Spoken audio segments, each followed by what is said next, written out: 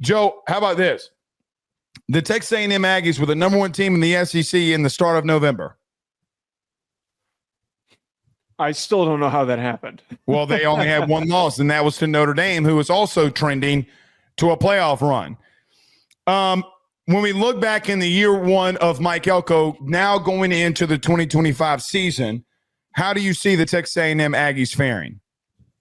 We spent a good amount of time when we looked at the transfer portal and recruiting and just roster changes throughout this offseason. We spent a good amount of time highlighting a lot of the great things that Texas A&M is doing. And we're going to dive into that. I really like the core of players that are coming back for this Aggies team. We can talk schedule prediction towards the end of this. We can talk expectations for Marcel Reed and what he's going to do.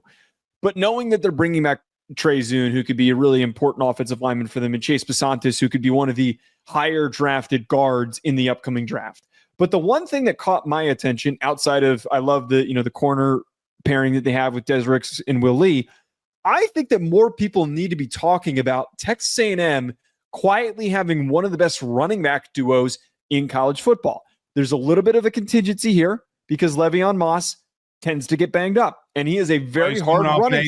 He's coming off an ACL too, right? He's got a very hard running style. Ruben Owens returning towards the end of the season last year, and he was a guy who was a little bit banged up.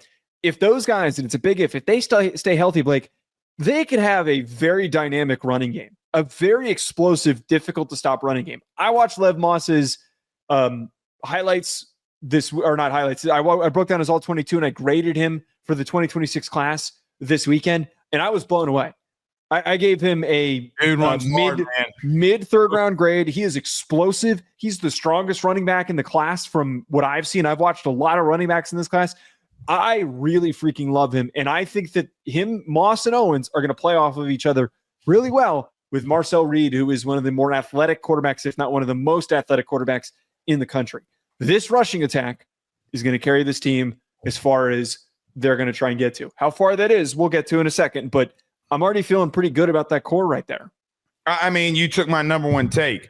The only thing I would add is you did talk about Basantis there a little bit earlier, but with an experienced offensive line, based off of what Colin Klein wants to do, and let's just be frank, the temperament of what Mike Elko wants to do. What does Mike Elko want to do? He comes from the defensive side of the football where we want to have time of possession and dominate you up front and just attack you by running the football. That is their style of play. That is what he's trying to build. We all know that.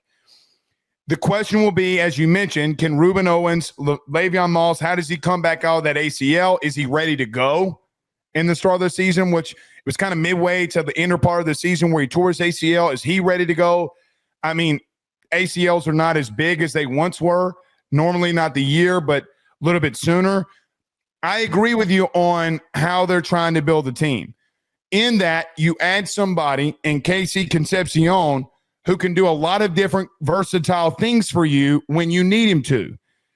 Joe, I am very intrigued by A&M. The question that I will have is, down the stretch at the end of the season, with injuries included, it felt like that you got outmanned, like you got out-physicaled. And we'll talk about that more from the defensive side of things. But the biggest catalyst for me here is where I thought you hit the nail on the head. Just Marcel Reed, who we saw take the starting job last season, how does he progress? I think he's got to get better throwing the football. Joe, one of the worst quarterbacks in the SEC on third down, but, well, that especially in November, but he had a lot of explosive plays of why people turn their heads and watch this kid. That whole Florida game was ridiculous. He did some ridiculous things last year. Quite frankly, I thought was the only reason why they had a shot against Texas at the end of the year. If they can progress and stay healthy, I think they can be really good and physically offensively. Joe, the question will be is how are they going to be able to perform in the passing game? Third down passing was bad. He was below 60%. He was 52%. He's got to be better there. Regardless of all that, I think they'll be physical. My thing going into them, injuries played a massive factor last year. Are we watching them on paper or are we looking at them as what they currently are. That's a lot of injuries to overcome. Basantis has been banged up the last 2 years. How does that progress? So I see a lot of talent. I need to see it through the entire season before I make a determination. And look, last year I was higher on Marcel Reed than most. I went on with our good buddy Carter Bryant and said, hey, man, I don't know if he's not a top 5 quarterback in the SEC or projected to be one. And I got laughed out of the room. Now everybody's on this Marcel Reed kick.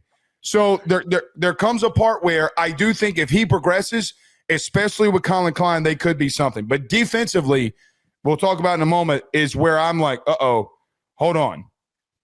They fit into that bubble for me, Blake, that there's a couple of teams that we've already started to talk about where we already did the top teams for the most part. And we've kind of entered into this secondary grouping where we're trying to find like which teams have the most promise. I think Texas A&M is one of those teams that has the most promise. It is a short turnaround into year 2 for Mike Elko to get this team from plucky as they were in year 1 into competitive and knocking on the door in the playoff. That requires really good portal acquisitions, just bringing in some good players. And you mentioned Concepcion's a big deal. Adding Julian Humphrey from Georgia is a nice piece to add to their secondary as well, which was not even that. Guys. The Craver kid. Mark Craver from this state, very talented player who could maybe not this year, but the following year end up really emerging. They're doing a lot of the right things. I do agree with you. I agree with you on Marcel Reed. I think that there's a way, and it's not similar because Reed's not like Riley Leonard, but Notre Dame made it as far as they did in the playoff by running the ball, being aggressive about it, and being downhill and using Riley Leonard effectively as a runner. There's a way for them to live and to survive with better receivers than what Notre Dame had last year as a running team that has some big plays in the passing game. But the one thing I do agree with you, Blake, I do need to see some defensive improvements because down the stretch, those final few games, that was when I was disappointed. The South Carolina game, the Texas game, they made some big plays, but at the same time, they got completely blown past by teams that had some really good athletes. I think that their secondary has a lot better potential this upcoming season, but could a little bit of a reset on their defensive line after Shamar Stewart kind of underwhelmed and was super inconsistent. Shamar Turner and Nick Scour to move on to the NFL. When they do bring in a couple of defensive linemen here, you bring in DeLeone Hayes from Colorado, has a lot of experience. Don't know if he's had that massive year. Now, in 2023, he had 11 tackles for loss, but Joe, a journeyman in a lot of different ways. Has never eclipsed that over 4 sack range. Let's see if Mike Elko can do something very specific with him. You have TJ Surrey from Florida with 4 tackles for loss and 2 sacks a season ago. And you've also tried to rebuild that defensive line. The interesting thing about that, Joe, in reference to me, you had how many dudes got drafted up front? 3? They had 3 guys that got drafted. They had all 3 of those guys that just named. I don't know what the depth is going to look like here. Because at the end of the season, at the end of the year, teams physically abused you defensively. I thought you were out of assignment. I thought you were out of gap. Joe, South Carolina had 286 rushing yards against them in the month of November. Jarquez Hunter in overtime went for 130 yards and 3 touchdowns, and Auburn upsets Texas A&M. I look at Texas. Now you only lost 17-7 in a rivalry game. Joe, they ran for 240 yards in a team in Texas that against good opponents could not run the football. Then I turn back to USC. Joe, they scored 35 points in a bowl game against them. Now, I understand that you had some guys out for that game, whatever. But down the stretch in your last 4 games, Joe, you went 0-4. So here's one thing an angle that's important to talk about. And this is kind of cliche that when you've got a coach who's a second-year coach to bring up.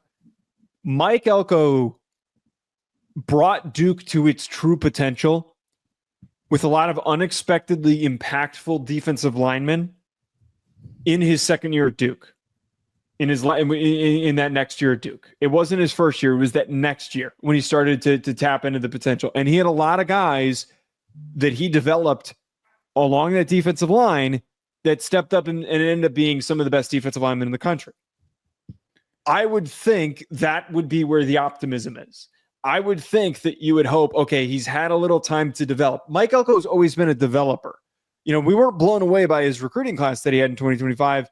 On3 says they had 2 5-star kids who are quality names that they added. He has been a developer. He has been a guy that creates just monstrous players up front along the defensive line. So maybe year 2 is when we see that improvement. And I would hope that if I'm a Texas A&M fan, I'm reading into that history of knowing that he needed a little bit of time to cook. It very well may, but at the same time at Duke, he didn't have 3 guys that got drafted. And to say that you're going to do that in the SEC with your schedule that you have going up to South Bend, Indiana against Notre Dame, are you going to be able to do that against Texas? It's a much different schedule that he's facing off at A&M. Joe, we're talking about 2 Final Four teams here. One that went to the national championship a year ago. Like, I understand what you're saying about the Duke situation. I also look at it and say, Joe, he might face 2 teams that might make a Final Four here. Like, I don't know. He goes to Baton Rouge in the middle of the season. He's got South Carolina and Lenora Sellers coming into town. I get what you're saying, but it's a completely different opponent that he's seen. I know that it's not like a 1-to-1 comparison. It's not. Right. I mean, Joe, if they get past Notre Dame, maybe we can have that conversation, right? Like, the conversation can be warranted. But you got to go out there and show against a national contender that you can get it done. What has A&M stigma been? I mean, what has it been for how long? They can recruit their asses off. You get to the – and look, they're going to kill me for this. They think I hate them already. I don't hate you. But the reality is, do you have enough depth right now in year 2 with him? You got some big-name players. You got some very talented human beings. The question will come, Joe, again, they got physically abused down the stretch defensively. Well, and I just think it's hard to, and this is my whole point. I just think that it's really hard to set that physical tone in year 1. I think that it's being physical and being dominant on defense requires buy-in and it requires a mentality change. It's really hard to do that in 1 year. That's where I'm giving him credit, but I agree with you. Look, I agree on the sense that most year 1 I understand what you're saying. For most coaches, yes. We look at a guy that's in the state of Texas and Sark. It's a different thing. Sark didn't have 3 different defensive tackles that got drafted in his year 1. Like he had to recruit for a little bit before. He had to recruit for a little bit before he built that. Listen, I'm not disagreeing with what you're saying. He did do it. All I'm saying is it's a different thing that he took over. Right. I mean, completely different situation. By the way, speaking of them defensively, he does have York, he does have Howell, he does have Radcliffe, a lot of production returning. I'm not saying that they're going to be bad defensively. I'm not at all. The question for me is just a depth situation. I do think they have the talent to hang with Notre Dame, Texas, and some of these other teams. Maybe not Texas as much talent, but regardless, they do have a lot of talent. Can you overcome when you need to will be the question mark for me. Joe, before we get out of here, you want to look at their schedule? Yes. Yep. So they start off the season with UTSA. They also host Utah State. So they got a little bit of an easier opening stretch before they got to get ready to travel to Notre Dame. Bye week versus Auburn, versus Mississippi State, versus Florida. Those are 3 straight home games. Go to Arkansas, go to LSU. Oh, Arkansas is neutral, but still. Neutral. Yeah. Oh, yeah. You're right. That's at Jerry World. Yep. So that's an important. No, it's not in Jerry World this year. It is in Arkansas. Okay, they got it at Arkansas. It normally was in Jerry World. I forgot about that. That's weird that they changed that. Bye week at Missouri versus South Carolina versus Samford at Texas. The one thing that catches my attention: there's no Georgia, there's no Alabama on here. They get a lot of, not completely, but a lot of favorable home situations. They get to host South Carolina this year. They get to host Florida. They get to host Auburn. All those games could have been theoretical traps this upcoming season. The tough matchups that they have is having to travel to Notre Dame, having to go to LSU, which I'm sure that will end up being a night game, and having to go to Texas. They ain't winning the LSU. Listen, call me a homer. They're not winning that game. It's like Ole Miss last year for the Tigers. They're not winning that game, and it won't happen. I don't care how fucking good they are. Yeah, there's no way back-to-back years, too. No, not in this situation, not in this climate, not in this economy either. It's one thing I want to point out. Speaking of that LSU game, the week before you go at Arkansas in Fayetteville. Then you go to Baton Rouge, bye week at Missouri. You don't think that's you don't like that? No, because Joe, you're gone they get for a buy in between, but they get a buy in there though. Like that kind of normally that's like an ugly stretch for teams, but I don't know. I think the buy kind of saves them a little bit. I don't like it. Is Missouri really like that scary of a road environment? No, but neither's Arkansas. But here's the thing. I know what I was like from 18 to 21 and what a 3-game, even if I had a bye home stretch would do to our team. It would not have been good. That's a good point. It would not have been good because either, Joe, at that point, which, look, we haven't even talked about the beginning part of this. They have UTSA, Utah State. We're just going to pencil those in as wins. Hell, pin them in as wins for all I care. You go to Notre Dame. You're at, or you got Auburn at home, Mississippi State and Florida. Joe, they can hit that middle part of October with 2 losses.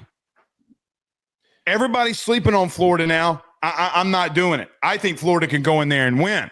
See, like, I think if they get the 2 losses before that 3-game stretch of away games with the bye, things could get ugly quickly. The way that I look at this, my final thought, I think that 9-3, 10-2 is doable. That's my ceiling, my floor. How they finish after October is going to tell us. It's not going to be like last year. If they're coming into October with all of those games with 1 loss,